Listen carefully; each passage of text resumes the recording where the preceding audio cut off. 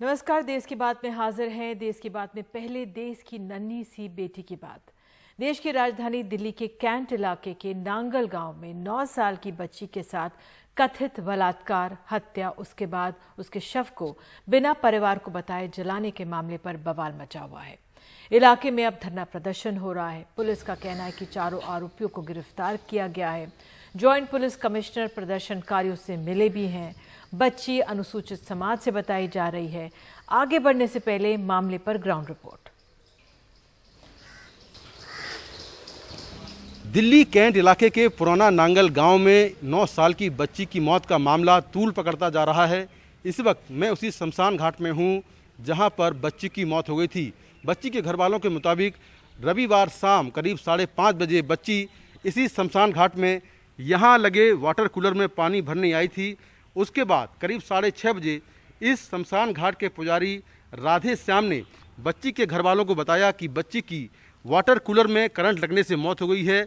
जब घर वाले यहाँ पर पहुँचे, बच्ची के माता पिता, तो उनका ये कहना है कि शमशान घाट के पुजारी ने उनसे ये कहा कि बच्ची का अंतिम संस्कार कर दो। अगर आप पुलिस को कॉल करेंगी या पोस्टमार्टम कराएंगी तो डॉक्टर उसके अंग निकालेंगे। और फिर यहीं पर बच्ची का अंतिम संस्कार करवा दिया गया। उसके बाद बच्ची के घर वालों ने करीब रात में 10:30 बजे पुलिस को इस पूरी घटना की जानकारी दी। पुलिस मौके पर पहुंची और बच्ची के अर्ध जले शव को यहां से निकाला। उसके बाद पुलिस ने पुजारी राधे श्याम को अपनी कस्टडी में लिया। और क्योंकि बच्ची के घर वालों का कहना यह था कि बच्ची के साथ रेप हुआ है, उसकी हत्या की गई है, तो इस मामले में आगे की जाँच बढ़ी। बच्ची के जो अवशेष थे उनको पोस्टमार्टम के लिए भेजा गया। और कल इस मामले में जो SC/ST कमीशन है उसने भी यहाँ का दौरा किया और उसने ये रिकमेंड किया कि बच्ची के मामले में हत्या, रेप, सबूत मिटाने और SC/ST एक्ट के तहत केस दर्ज किया जाए। उसके बाद दिल्ली पुलिस ने इन सभी धाराओं के तहत केस दर्ज किया और इस मामले में 4 आरोपी राधे श्याम, लक्ष्मी नारायण, कुलदीप और सलीम, जो सभी लोग यहाँ पर काम करते हैं, उन्हें गिरफ्तार कर लिया। ये दिल्ली कैंट का वही शमशान घाट है जहाँ पर बच्ची की मौत हुई। तो फिलहाल जो सभी आरोपी हैं वो सभी संगीन धाराओं के तहत गिरफ्तार कर लिए गए हैं और पुलिस इस मामले में कड़ी कार्रवाई करने की बात कर रही है। लेकिन जैसे ही मामला तूल पकड़ा, उसके बाद तमाम दलित समाज के नेता यहाँ पर पहुँचने शुरू हो गए। ये जो है पंखा रोड है और इस रोड पर आप देखें कि आगे लोगों ने इस रोड को ब्लॉक कर दिया है। बच्ची के घर वाले हों या फिर दलित समाज के लोग हों, भीम आर्मी के चीफ चंद्रशेखर आज़ाद हों, सभी लोग यहाँ पर पहुँचे हैं और इस रोड को पूरे रोड को ब्लॉक कर दिया है। इनकी ये मांग है कि कड़ी कार्रवाई की जाए। और फिलहाल आप देखें कि तमाम जो पुलिस के अधिकारी हैं वो भी यहाँ पर मौजूद हैं। कुछ लोगों से बात करते हैं। आप बताइए कि क्या मांग कर रहे हैं आप लोग? जय भीम। जय। हम ये चाहते हैं कि लड़की को, हमारी जो बहन है, उसको न्याय मिले। हमारी सरकार से यही गुहार है कि उन कातिलों को, अपराधियों को फांसी दी जाए। बस। आप भीम आर्मी से हैं? हम भीम आर्मी से हैं। क्या नाम है आपका? मेरा नाम अंकुर सौदा है। मैं हस्ताल गांव से हूँ। जी, तो बिल्कुल यहाँ पर जो भीम आर्मी के लोग पहुँचे हुए हैं और जैसा मैं बता रहा हूँ कि आगे जो ये सामने टेंट लगा हुआ है, माफ़ करिए, वहाँ पर तमाम जो बच्ची के घर वाले, माता पिता की बात करें या दलित समाज से जुड़े हुए लोग हैं, पुराना नांगल गांव के लोग हैं, वो सभी यहाँ पर पहुँचे हुए हैं। और ये प्रोटेस्ट जो है वो लगातार जारी है और पुलिस से ये मांग की जा रही कि जो आरोपी हैं उनके खिलाफ कड़ी कार्रवाई की जाए। आपको दिखाता हूँ कि सामने ये पीर बाबा की मज़ार है। बच्ची के माता पिता यहीं पर बैठते हैं और वो यहाँ पर बैठकर किसी तरह अपना गुजारा करते हैं। लोग उनको पैसे देते हैं। तो यहीं से उन्होंने बच्ची को भेजा था पानी लाने के लिए, लेकिन फिर बच्ची की बाद में मौत हो गई।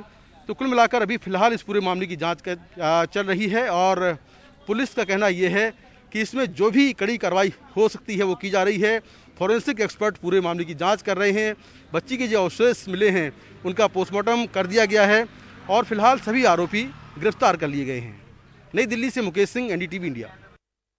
और इस मामले पर अधिक बात करने के लिए हमारे साथ 2 खास मेहमान हैं। निर्भया की वकील सीमा समृद्धि कुशवाहा और साथ ही योगिता बयाना, सामाजिक कार्यकर्ता हमारे साथ है। योगिता, मैं पहले आपके पास आऊँगी। आपने उस मौके पर भी मौजूद थी, लेकिन इस तरह के मामले लगातार बढ़ ही रहे हैं। आप खासतौर से बलात्कार की पीड़िताओं की मदद करती हैं, उस समय पहुंच जाती हैं।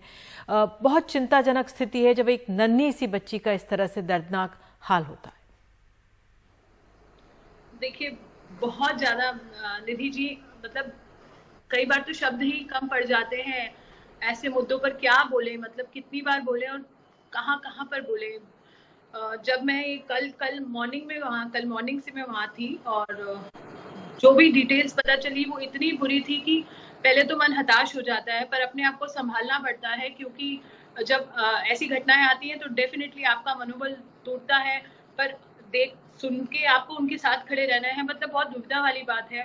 उस परिवार के सदस्यों से मैं कल से ही मिली हूँ और जो गांव वालों से मेरी बातचीत हुई, मतलब इतनी घोरी डिटेल्स हैं, मैं आपको क्या बताऊं कि उस बच्ची की जो हमने अंजलि तस्वीरें देखी या गांव वालों ने जो बताया, वो कितनी हंसती खेलती बच्ची, और न जाने इतनी बर्बरता हो गई उस परिवार के साथ। और वो परिवार, उसकी माँ जो है वो अभी भी उसको तलाश रही है, मतलब वो अभी भी उस सदमे से बाहर नहीं आई। ऊपर से पुलिस का दबाव, ऊपर से पुलिस की मैनिपुलेशन, और इतनी सारी चीजों से वो डील कर चुके हैं इस लास्ट 48 आवर्स में। उन्होंने क्या क्या नहीं देख लिया अपनी जिंदगी में, और उसके बाद भी न्याय की उम्मीद ना हो।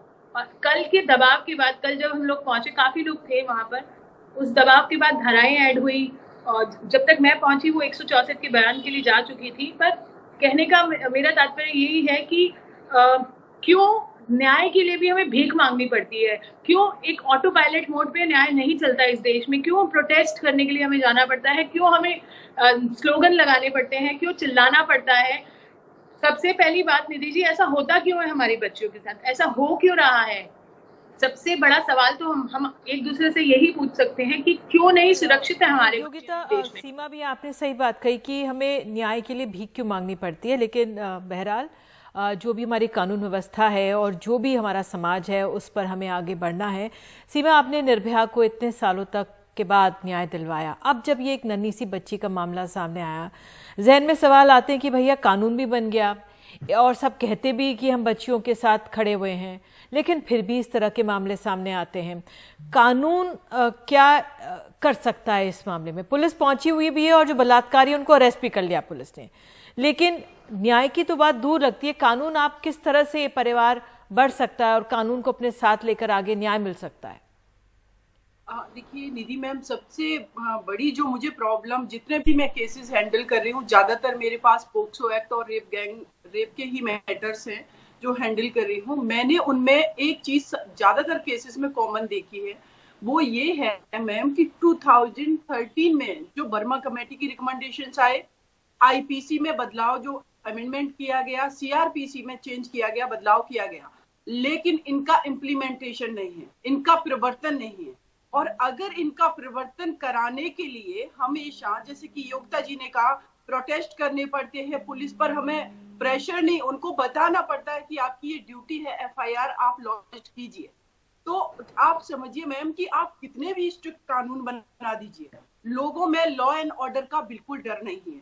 उसका कारण ये है कि निर्भया केस में ही 7 ईयर लग गया। हाथरस केस में हैंडल कर रही हूँ, उसमें भी मैम हाई कोर्ट में ये मैटर करीब 1 साल होने जा रहा है।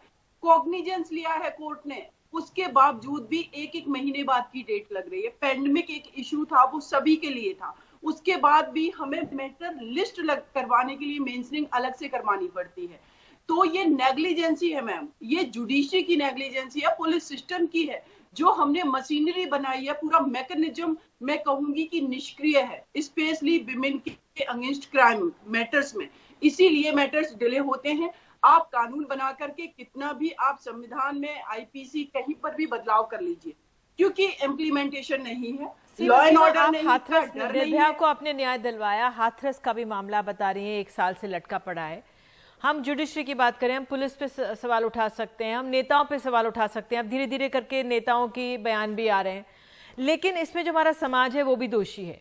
क्या हो कि क्योंकि अपराध के आंकड़े भी बढ़ रहे हैं, बलात्कार हर मिनट 6 हो रहा है, और ये तो देश की राजधानी, हम ग्रामीण इलाकों की बात नहीं कर रहे हैं, देश की राजधानी दिल्ली की बात कर रहे हैं। तो क्या कुछ ऐसा हो जो इस तरह की परिस्थितियां ना बने?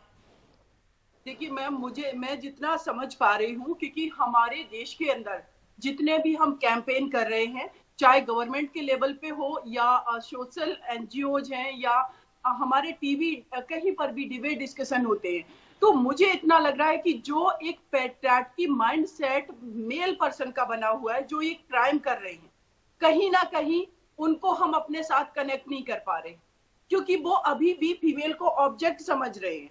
हम अपनी बेटियों को एम्पावर्ड कर दे रहे हैं और हम कह रहे हैं कि हमें भी इक्वल आजादी है, हम भी फ्रीडम के साथ घूमेंगे। रिसेंटली गोवा बीच का मैटर है मैम, अभी वहां पर भी नाबालिग के साथ गैंगरेप किया गया, तो हमारे चीफ मिनिस्टर स्टेटमेंट दे रहे हैं कि लड़कियों को रात में घर से बाहर नहीं निकलना चाहिए।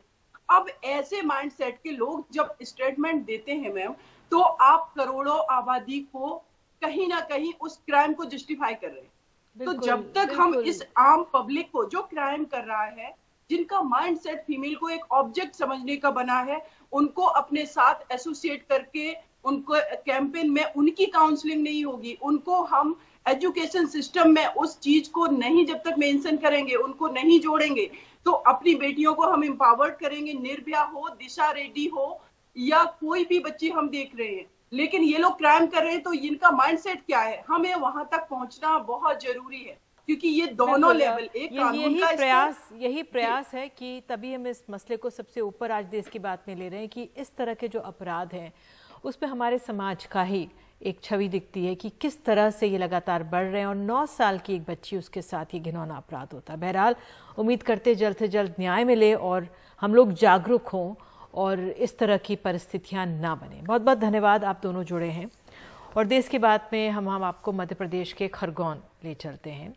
यहाँ पर पुलिस की बर्बरता का मामला सामने आया है। यहाँ पर 1387 दिनों से अहिंसक आंदोलन कर रहे लोगों पर पुलिस ने लाठी बल का प्रयोग किया है। सेंचुरी के श्रमिकों के सत्याग्रह स्थल पर महिलाओं को नहीं बख्शा गया है। इनमें मेधा पाटकर भी बताई जा रही हैं। कुछ महिलाओं की तो इतनी पिटाई हुई है कि उनको अस्पताल में भर्ती कराना पड़ा। मामला कोर्ट में लंबित बताया जा रहा है। हमारे सहयोगी अनुराग द्वारी हमारे साथ मौजूद हैं। अनुराग, अगर आप हमें बता सकें ये हालात क्यों बने, क्यों पिटाई की गई यहाँ पे लड़कियों महिलाओं की इस तरह से? देखिए निधि, यहाँ पर बताना जरूरी होगा कि ये 1300 दिन से ज्यादा वक्त से चल रहा आंदोलन है, यानी लगभग 4 साल से ज्यादा का वक्त हो गया है। हमेशा से शांतिपूर्ण रहा है, लेकिन इसके बावजूद जो हमें अभी सूत्रों से जानकारी मिल रही है कि मेधाताई और बाकी के लोगों पर 151 के तहत यानी शांति भंग करने के लिए, आप उन तस्वीरों में देख सकती हैं कि कुछ महिलाएं हैं, कुछ श्रमिक हैं जो शांतिपूर्वक वहां बैठे हुए हैं। तो शांति भंग करने का मामला कहां से बन जाता है, और वो भी तब जब राइट टू वर्क का मामला हाईकोर्ट में लंबित है, इस पर फैसला आना बाकी है। और अभी जो थोड़ी देर पहले उनसे बात हो पाई है, तो मेधा पाटकर सहित 7 महिलाओं को जो नर्मदा का गेस्ट हाउस है वहां पर रखा गया है और बाकी के लोगों को अलग अलग जगहों पर तितर बितर कर दिया गया है। तो लगभग 1300 दिनों से चला आ रहा जो आंदोलन था उसमें इस तरह बर्बरता की गई है, टेंट उखाड़ा गया है। लगभग 3 थानों की पुलिस वहां पर बुला ली गई थी। देखिए, ये मामला लगभग 4 साल पुराना है और हुआ ये था कि घाटे का सौदा बताकर सेंचुरी मिल को कई तरह के प्रपोजल आए थे। बीच में एक प्रपोजल ये भी दिया गया था मालिकों की तरफ से, जो मजदूर है वही अपना कोऑपरेटिव बनाकर चला ले। फिर बाद में मालिकाना हक बदलते रहे। अभी ये लगभग मामला ये है कि लगभग 450 करोड़ की जो प्रॉपर्टी है वो 60-62 करोड़ में ले ली गई है। और अब ऐसा मजदूरों का कहना है कि मालिकों की तरफ से दबाव है, वो नौकरी करना चाहते हैं, लेकिन एक दबाव ये दिया जा रहा है कि वो कुछ पैसा लेकर वीआरएस ले लें और वो इसको लेने के लिए तैयार नहीं है।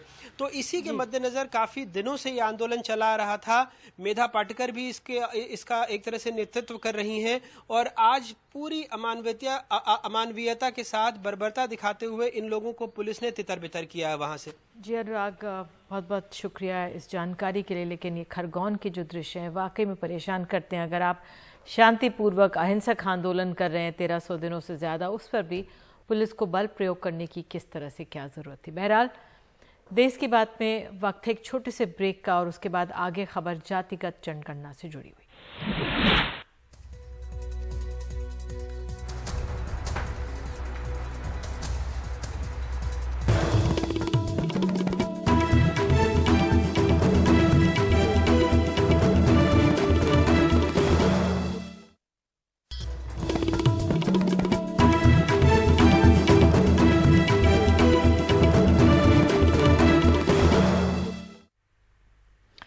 जातिवार जनगणना के पक्ष में नीतीश कुमार के बयान ने बीजेपी नेताओं के सामने मुश्किल खड़ी कर दी है। नीतीश सरकार में शामिल बीजेपी कोटे के मंत्री कह रहे हैं कि इस मामले में केंद्र नेतृत्व ही फैसला करेगा। केंद्र सरकार जातिवार जनगणना से इनकार कर चुकी है। मंगलवार को नीतीश कुमार मंत्रिमंडल के बीजेपी के 2 वरिष्ठ मंत्री कार्यकर्ताओं से संपर्क अभियान के लिए पहुंचे। जब उनसे जातिगत जनगणना के बारे में पूछा गया तो उनका जवाब गोल मटोल था। बिहार विधानसभा ने उसे पारित किया है और माननीय मुख्यमंत्री जी उस आलोक में माननीय प्रधानमंत्री जी से जो बिहार विधानसभा की भावना है उसको रखना चाहते हैं। शेष तो केंद्र सरकार को निर्णय लेना है। 2011 में भी तो सामाजिक और आर्थिक सर्वे हुआ ही था, उसमें कई प्रकार की विसंगतियां आई थी। केंद्र सरकार उन चीज़ों को देख रही है। कोई भी अगर हम निर्णय लेंगे तो उसका दूरगामी क्या प्रभाव पड़ेगा पूरे देश पर, उन सारी चीज़ों को तो देखेगी ना। वहीं बीजेपी के एक और मंत्री मंगल पांडे ने साफ कर दिया कि पार्टी हाईकमान ही तय करेगा कि वे लोग प्रधानमंत्री से मिलने जाने के लिए प्रतिनिधिमंडल का हिस्सा बनेंगे या नहीं। यह राष्ट्रीय विषय है और इस संदर्भ में हमारी केंद्र की सरकार ने अपनी बातें कही हैं और पार्टी के द्वारा भी जो निर्णय लेना है वो पार्टी इस विषय पर अपना विचार रखी है। तो यह मूल रूप से हमारे केंद्र की सरकार और केंद्रीय पार्टी का विषय है। हालांकि मुख्यमंत्री नीतीश कुमार ने सोमवार को इस मुद्दे पर भाजपा के नेताओं को बार बार याद दिलाया था। आज कोई कह रहे हैं भाई तो वो जाए, वो एक्सप्लेन करे। ये बात अगर सच्ची होता कि ऐसा करने से समाज में इसको लेकर के किस तरह से डिस्टर्बेंस आता तो आप पूरे के पूरे सब लोग कैसे सपोर्ट करते? आप ही बताइए कि अगर ऐसी कोई बात होती तो सब लोग एकजुट होकर के क्यों इस बात को करते? इसलिए मेरी समझ से ये बात थी और हम सबसे आग्रह करेंगे विनम्रतापूर्वक कि बिहार के लोगों का जो मत था एकजुट रहिए और करना न करना है तो केंद्र सरकार के ऊपर, अपनी बात रखने में क्या दिक्कत है। दोस्तों में बीजेपी और विरोधियों में आरजेडी से बुरी तरह घिरे नीतीश का ये मंडल कार्ड है। वो याद दिला रहे हैं कि पिछड़े समाजों की नुमाइंदगी और चिंता करने वाले वो अकेले नेता हैं। बीजेपी के लिए भी जातिवार जनगणना का विरोध मुश्किल है क्योंकि वो अपने कमंडल में मंडल को समाहित करना चाह रहे हैं। वहीं नीतीश मंडल से कमंडल की काट कर रहे हैं। कैमरामैन हबीब अली के साथ पटना से मनीष कुमार, एनडीटीवी इंडिया के लिए।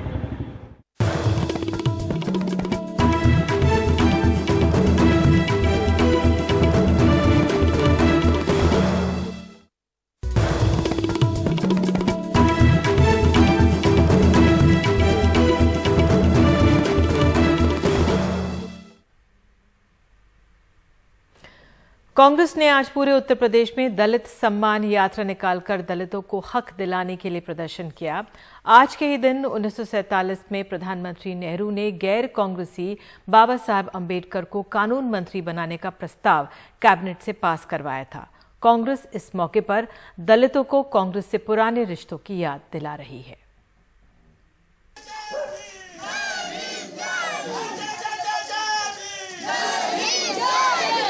यूपी के चुनाव से पहले जब दलितों की पार्टी कहलाने वाली बीएसपी ब्राह्मण सम्मेलन कर रही है, कांग्रेस दलितों को पार्टी से पुराने रिश्ते याद दिलाने निकली है। ऐसी यात्राएं यूपी भर में आज निकाली गईं। 3 अगस्त 1947 को अंतरिम सरकार में जब पंडित जवाहरलाल नेहरू जी ने बाबा साहब भीमराव अंबेडकर जी को कानून मंत्री बनाने का प्रस्ताव कैबिनेट में रखा था, तो ये एक तरह से दलित समाज को सम्मान देने का काम था, क्योंकि उस समय बाबा साहब कांग्रेस पार्टी में नहीं थे और उसके बावजूद उनको मंत्री बनाने का प्रस्ताव जवाहरलाल नेहरू जी ने कैबिनेट में रखा था। यूपी में दलित वोट करीब 21% है।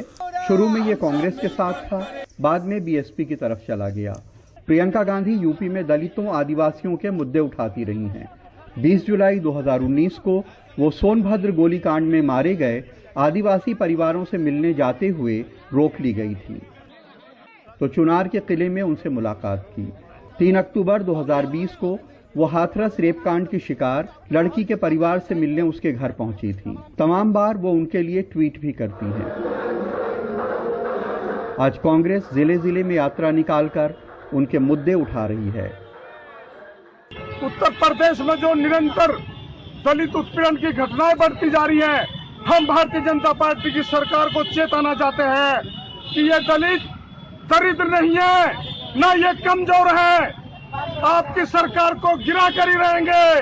2014 के लोकसभा चुनावों से बीजेपी ने भी दलित वोटों में सेंध लगाई है। मोदी सरकार ने डॉक्टर अंबेडकर के नाम पर पंचतीर्थ बनाने का भी ऐलान किया और अयोध्या में भी राम मंदिर के भूमि पूजन का पहला प्रसाद एक दलित महावीर को दिया गया। यही वजह है कि 2017 के विधानसभा चुनाव में यूपी की 86 सुरक्षित विधानसभा सीटों में से 68 सीटें बीजेपी जीत गई। आज कांग्रेस ने दलित उत्पीड़न के मुद्दे उठाकर सरकार पे हमले किए। जो दलितों के ऊपर दिन प्रतिदिन आए अत्याचार हो रहे हैं, चाहे मौत ले लीजिए, चाहे उनका घर तोड़ना हुआ, ऐसी जैसी जो भी समस्याएं आ रही हैं, उनसे हम दलितों को निजात दिलाना चाहते हैं। अगर जो सरकार ये नहीं कर सकती है तो उस कुर्सी को छोड़ दे।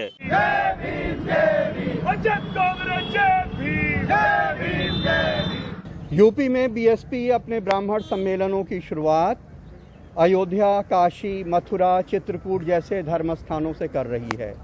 इन ब्राह्मण सम्मेलनों से बीएसपी का कोर जो दलित काडर है उसका एक वर्ग असहज महसूस कर रहा है। हो सकता है कि कांग्रेस उनमें अपने लिए कुछ संभावनाएं तलाश रही हो।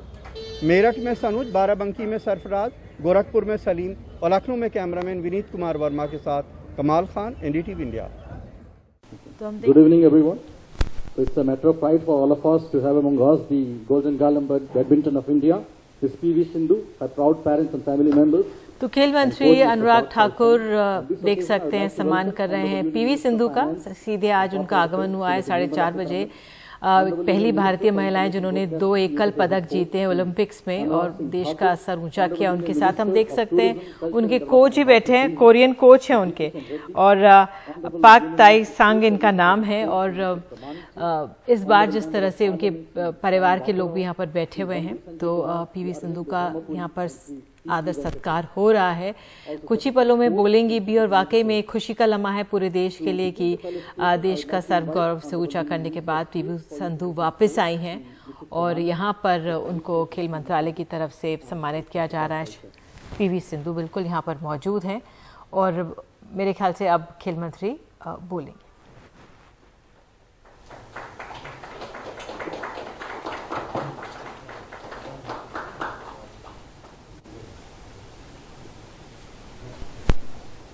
Sir, I request to say a few words on this occasion.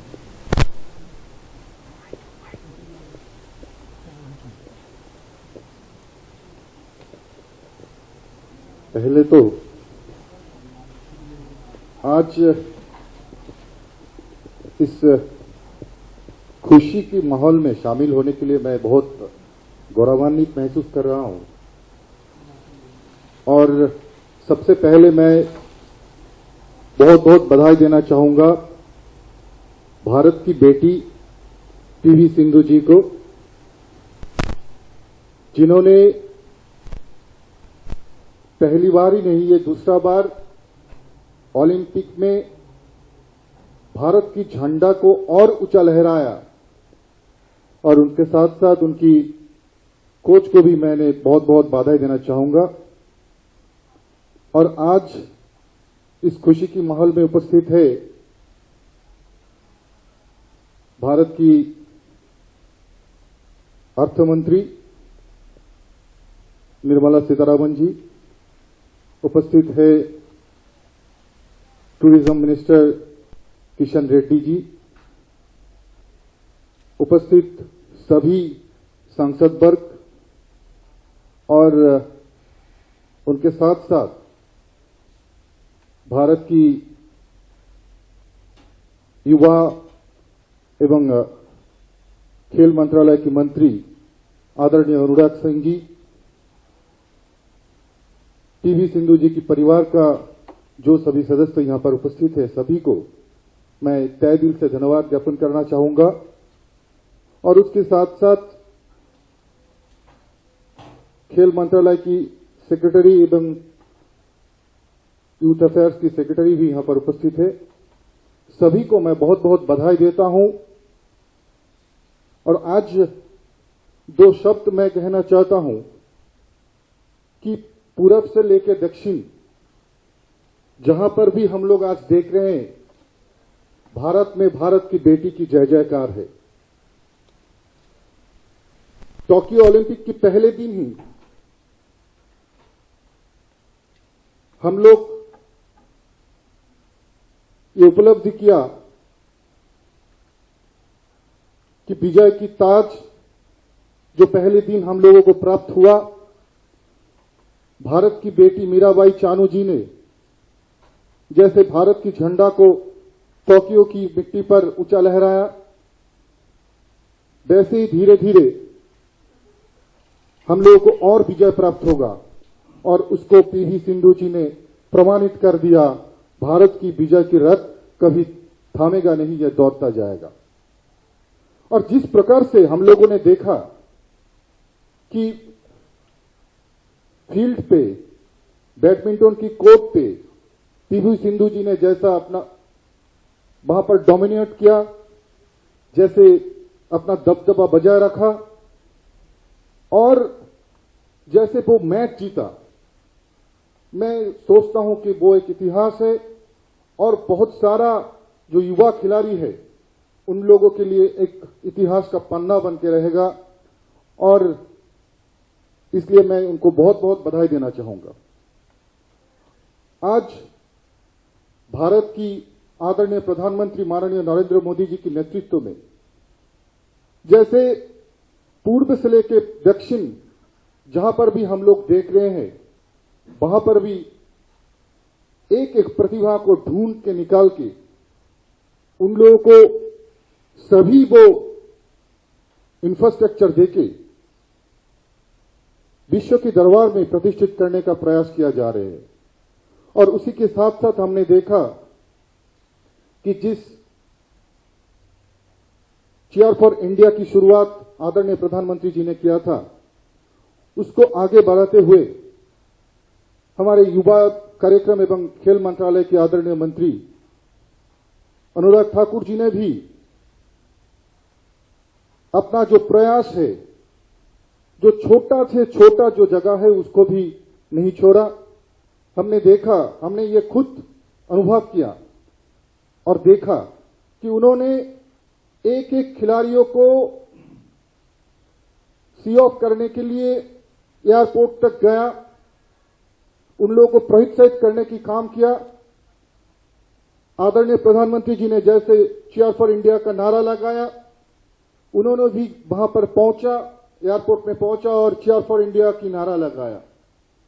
मैंने ये देखा कि 2-2 मंत्रालय की काम करते हुए भी, हजारों काम के बीच में भी जब भी उनको फुर्सत मिले तब भी हम लोगों ने देखा, मैंने देखा कि हर एक खिलाड़ियों की खबर वो रखते थे। किसी को कुछ भी थोड़ा सा भी दुविधा हो, कॉस्ट्यूम से लेके कुछ भी, उन्होंने वो समस्या का हल तुरंत करने का प्रयास किया। और मैं सोचता हूं ये भी जितना खिलाड़ी है उन लोगों को प्रोत्साहित करने के लिए एक अनपैरेलल ये प्रयास है। मैं इसलिए उनको भी तहे दिल से धन्यवाद अदा करना चाहता हूं। और भारत की 130 करोड़ जनता जो कि टोक्यो की मिट्टी में उपस्थित नहीं हो पाया, स्टेडियम में उपस्थित नहीं हो पाया, ये सही है, लेकिन यहां से भारत से हर वक्त, हर पल, हर क्षण उन लोगों का जो आशीर्वाद, उन लोगों का जो शुभकामना हर वक्त भारत की प्रतिनिधित्व करने के लिए जो खिलाड़ी टोक्यो में गया है उन लोगों के साथ थे।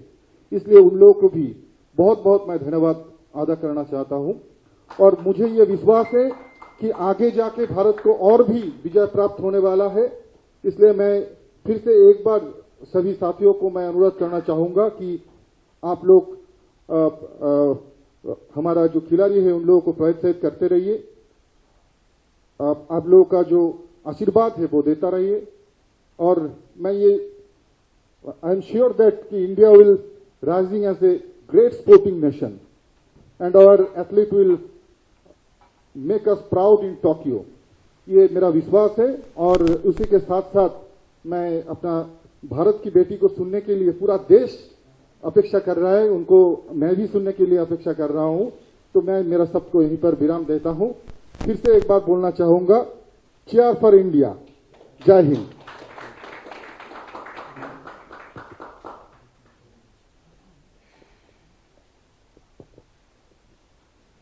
Thank you, sir. Now I would like to invite Honorable Minister Sri G. Kishan Reddy to felicitate Ms. Sindhu.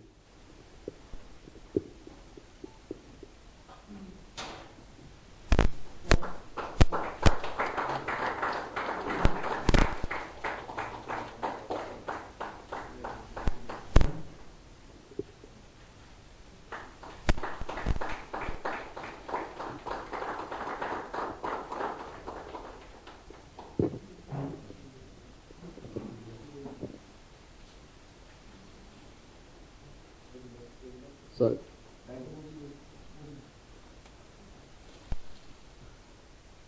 I request sir to say a few words on this occasion.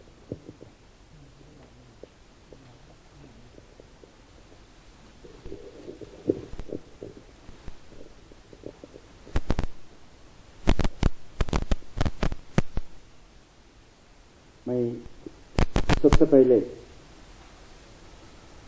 PV Sindhu जी को, उनके पिताजी को, माताजी को, उनके परिवार को, उसके साथ साथ उनके कोच को, हमारे टूरिज्म डिपार्टमेंट की ओर से, कल्चर डिपार्टमेंट की ओर से मैं अभिनंदन करना चाहता हूं। और क्योंकि 2 रिकॉर्ड आज सिंधु ने इस ओलंपिक्स के मॉडल के द्वारा स्थापित किया है। एक पहला कंटिन्यूसली 2 जैसा टोक्यो में किया है, उससे पहले रियो में ओलंपिक्स में भी भारत के लिए मेडल रहा है और लगातार लाने वाले भारत के खिलाड़ी में सिंधु जी पहले हैं। इसके साथ साथ महिला, भारत में कोई महिला अभी तक ओलंपिक्स में 2 मेडल नहीं लाए हैं। महिलाओं में 2 मेडल लाने वाला भी आप पहला खिलाड़ी हैं। इसीलिए 2 रिकॉर्ड भारत के लिए सिंधु जी इस टोक्यो ओलंपिक्स में मेडल लाकर स्थापित किया है। सारी 130 करोड़ जनता के ओर से मैं अभिनंदन करना चाहता हूं, क्योंकि वो मेरा होम सिटी से है, मेरा कॉन्स्टिट्यूंसी से है और తెలుగు ప్రజలందరూ కూడా, చాలా మంది తెలుగు వాళ్ళు ఉన్నారు ఇక్కడ, తెలుగు ప్రజలందరూ కూడా గర్వపడేటువంటి ముద్దు బిడ్డ, మన తెలుగింటి మరి ఆడబిడ్డ. నువ్వు గెలిచినందుకు నేను తెలుగు ప్రజల తరఫున కూడా, భారత ప్రజల తరఫున కూడా శుభాభినందనలు తెలియజేస్తా ఉన్నాను. తప్పకుండా నీ స్ఫూర్తి మన తెలుగు ప్రజల్లో కానీ భారత ప్రజల్లో కానీ తప్పకుండా వస్తుంది.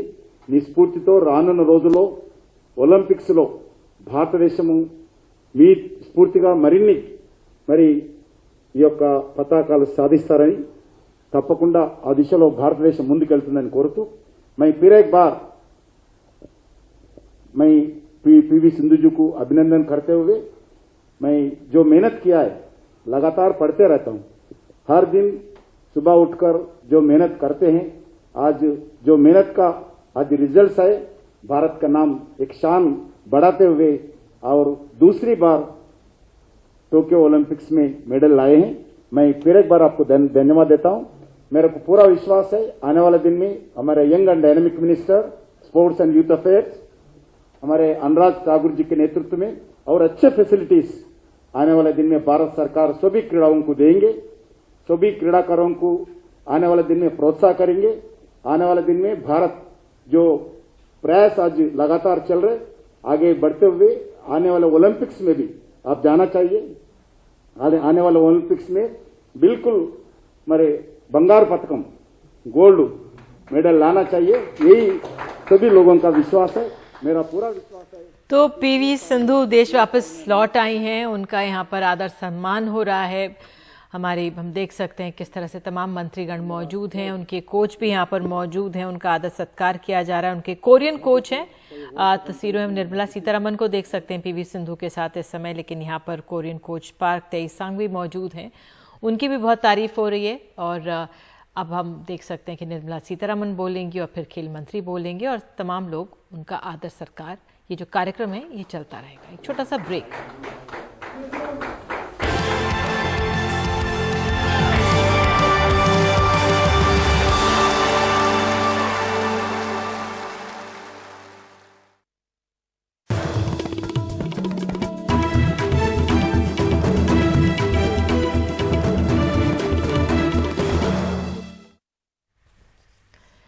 और आइए सीधे अब आपको ले चलते हैं बनारस। यहाँ पर बीते 3-4 दिनों से गंगा में तेज पानी आने से पानी का स्तर बहुत बढ़ गया और इससे आसपास के इलाकों में बहुत असर पड़ा है। खास तौर से आम जनजीवन किस तरह से अस्त-व्यस्त हुआ है, देखते हैं ये रिपोर्ट।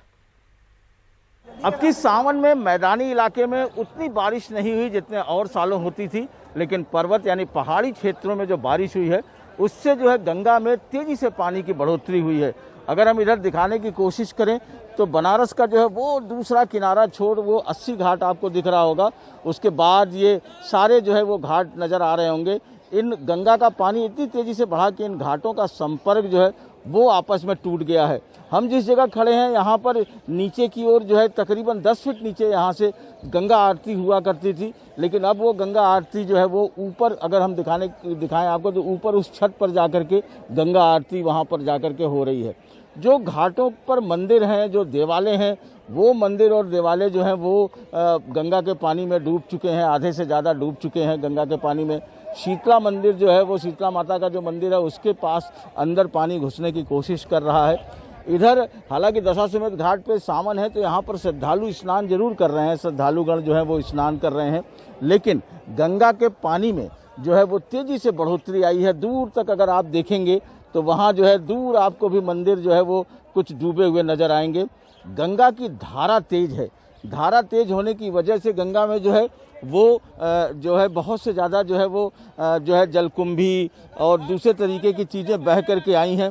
तो घाट के किनारे जो लग रही हैं उनको हटाने के लिए नाविक जो है वो इस तरीके से काम में लगे हुए हैं।